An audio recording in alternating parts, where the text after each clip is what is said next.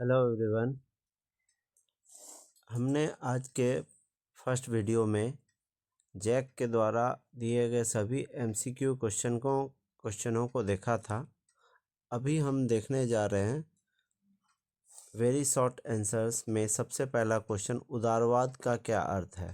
ये जो क्वेश्चन पूछा गया है ये 2 मार्क्स का है, इसलिए मैंने जो इसका आंसर लिखा है वो 2 मार्क्स के आधार पर ही लिखा है। ऐसे इस क्वेश्चन का आंसर डिपेंड करता है किस टाइप ऑफ क्वेश्चन में पूछा गया है। 2 मार्क्स के लिए ये लिखा गया है, इसे 3 मार्क्स के लिए भी पूछा जा सकता है, इसको 5 मार्क्स के लिए भी पूछा जा सकता है। तो हमें जिस प्रकार से पूछा जाएगा उसी प्रकार उत्तर भी देना है। तो हम चलिए इसका 2 मार्क्स में क्या लिखना है ये बताता हूँ। तो इसमें क्वेश्चन जो पूछा गया है, उदारवाद का क्या अर्थ है, what is the meaning of liberalism.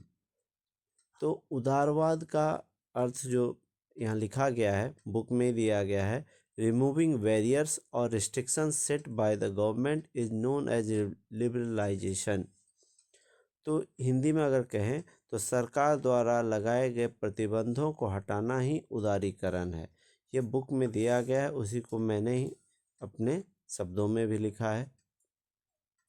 अगर इसे लंबे प्रश्नों में देखा जाए तो लिबरलाइजेशन एक बड़ा टॉपिक भी हो सकता है, जिसमें हम ट्रेड बैरियर्स के बारे में बताएंगे। ट्रेड बैरियर कहने का मतलब सरकार जब टैक्स लगाती है, जब विदेश से या फॉरेन ट्रेड वगैरह आते हैं या विदेशी सामान भारत में आते हैं, तो उनका जो प्राइस होता है वो भारत में ज़्यादा ना हो जाए या भारत के व्यापार को कुछ नुकसान ना हो, इसके लिए सरकार कुछ ट्रेड बैरियर लगा देती है ताकि वो अपने दाम को कंट्रोल रख सकें, ताकि भारतीय व्यापार को नुकसान ना हो।